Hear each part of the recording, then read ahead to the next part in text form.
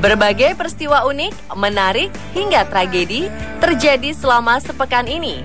Rangkaian peristiwa tersebut kami rangkum dalam segmen This Week malam ini.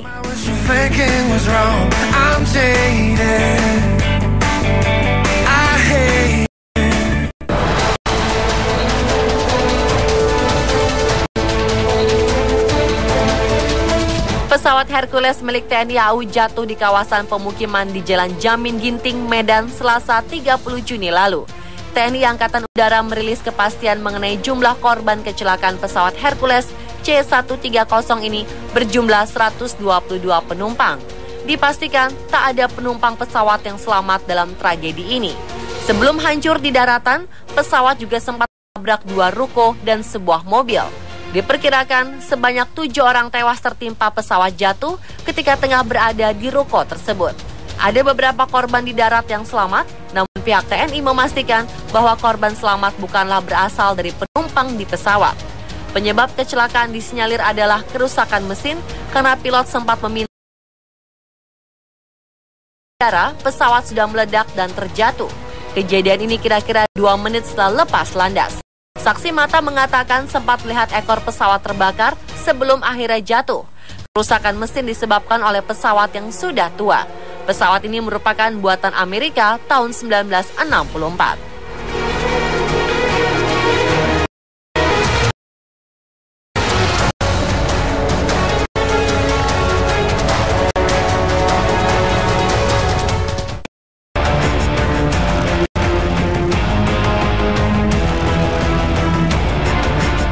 Seorang pria di Vietnam ketahuan membiarkan anjingnya mengendarai motor di ibu kota Hanoi. Anjing itu terlihat memegang kemudi sepeda motor dan majikannya duduk di belakang, layaknya dibonceng. Polisi pun mengecam pria dengan anjingnya itu dan menyebut dia ceroboh. Polisi pun menyebutkan kalau aksi itu pantas dikecam dan diganjar hukuman. Pria itu terancam hukuman denda sebesar 3 juta hingga 4 juta rupiah akibat kelakuannya tersebut. Beberapa pengendara yang melewati motor itu mendengar sang majikan mengatakan bagus beberapa kali kepada anjingnya.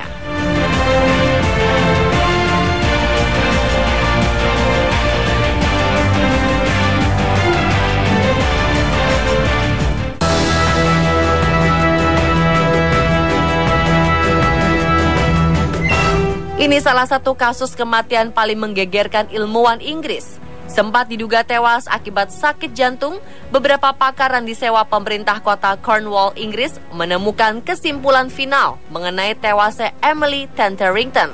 Remaja 14 tahun itu tewas setelah 8 minggu tidak buang air besar. Akibat tidak membuang kotoran di ususnya, organ dalam Emily membengkak, memicu serangan jantung yang merenggut nyawanya. Pakar koroner Amanda Jeffrey menyatakan temuan baru ini didapatkan dari hasil tes postmortem jasad Emily. Seandainya dulu dokter maupun keluarganya tahu, nyawa remaja malang itu bisa diselamatkan. Dari keterangan keluarga, Emily ternyata mengidap fobia toilet. Dia tidak nyaman, bahkan seringkali menangis bila harus buang air besar di WC. Sebelum meninggal, remaja yang punya riwayat autisme ringan itu diakui sang ibu tidak BAB selama beberapa pekan. Ibunya berpikir tidak ada masalah karena sejak lama Emily jarang buang air besar.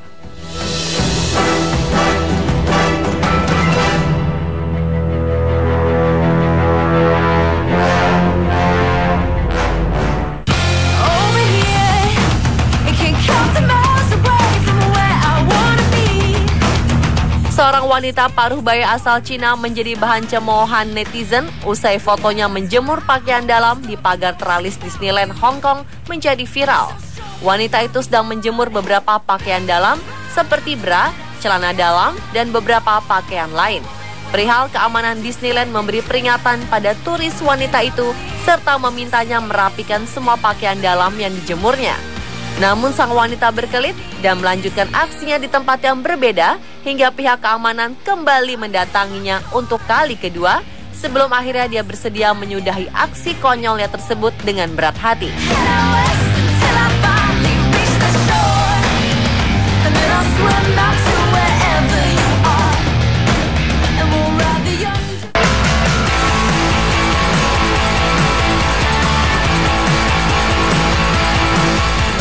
seorang wanita Rusia berumur 23 tahun mempunyai bentuk badan kekar yang sangat tidak lazim untuk wanita seusianya.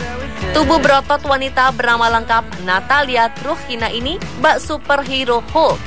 Natalia sengaja membentuk tubuhnya sejak masih 14 tahun melalui latihan menjadi atlet angkat besi kelas profesional.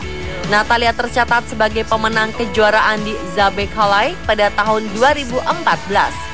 Saat itu, dia sanggup mengangkat beban seberat 240 kg. Untuk sesi bench press, dia mudah saja mengangkat beban 170 kg. Dalam tiap sesi berlatihnya, kini Natalia kerap ditemani sang suami untuk menjaga setiap perkembangannya. Dukungan suaminya menjadi motivasi Natalia dalam membentuk setiap otot di badannya.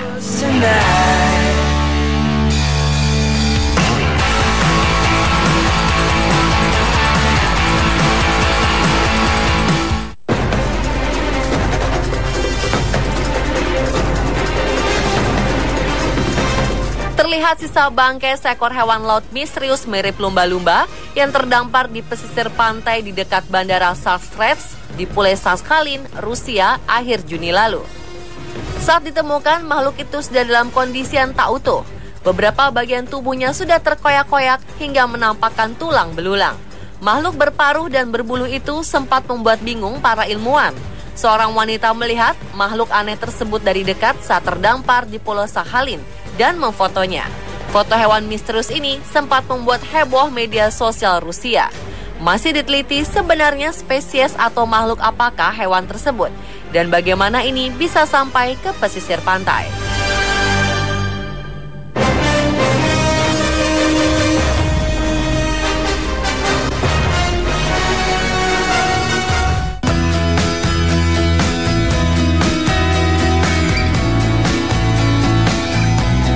Pangeran Saudi Al-Walid bin Talal mengaku siap menggelontorkan hartanya senilai 32 miliar US dollar setara 427 triliun rupiah untuk kepentingan amal. Dana sebesar itu akan dia salurkan ke Yayasan Filantropi Al-Walid yang dia pimpin sendiri.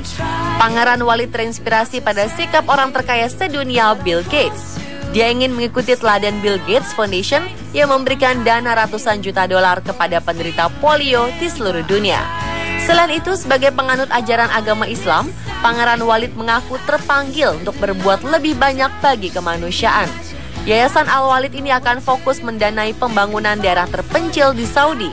Selain itu, komunitas maupun gerakan kepemudaan yang punya kegiatan sadar lingkungan maupun toleransi bisa mendapatkan dana dari Yayasan Sang Pangeran. Dan kini, dia masuk jajaran pengusaha terkaya sedunia.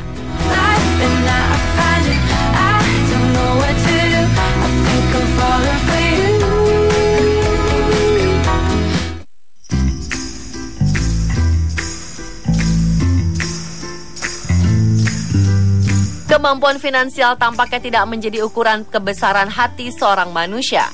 Kondisi ini tercermin dari pribadi pasangan suami istri Joko Mulyanto dan Tati Musyarofa yang tinggal di Jakarta. Bekerja sebagai supir, Joko mampu menampung hingga 27 anak yatim dan terlantar di rumahnya. Salah satunya menderita cerebral palsy. Joko dan Tati menjadi orang tua bagi 27 generasi muda penerus bangsa. Jumlah ini diakui terus bertambah, lantaran banyak juga anak-anak kurang mampu yang sering datang ke tempatnya meski tak menginap. Joko mengaku tidak ingin menolak kehadiran anak-anak tersebut, lantaran dirinya yakin mereka datang sudah dengan rezekinya masing-masing. Inilah yang membuat Joko dan Tati yakin anak-anak tersebut tidak akan kekurangan dalam asuhan mereka. Joko banting tulang menjadi sopir untuk memenuhi kebutuhan anak kandung serta anak-anak asuhnya. Joko bahkan bekerja sebagai sopir di 3 tempat hingga waktunya untuk istirahat sangat terbatas. Semakin banyak anak yang ditampung, ruangan di rumahnya semakin tak mencukupi. Pada 2010, Joko dan Tati memutuskan untuk pindah rumah dengan membangun tempat yang lebih besar. Niat ini diakui Pak Joko dan Tati tidak didukung oleh kemampuan finansial. Modal mereka hanya pekerjaan Joko menjadi sopir dan sejumlah tabungan.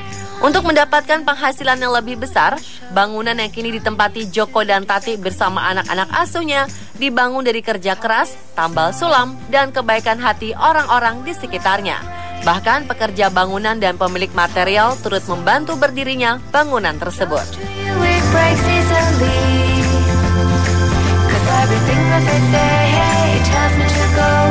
Pemirsa, itulah On This Week versi On The Spot.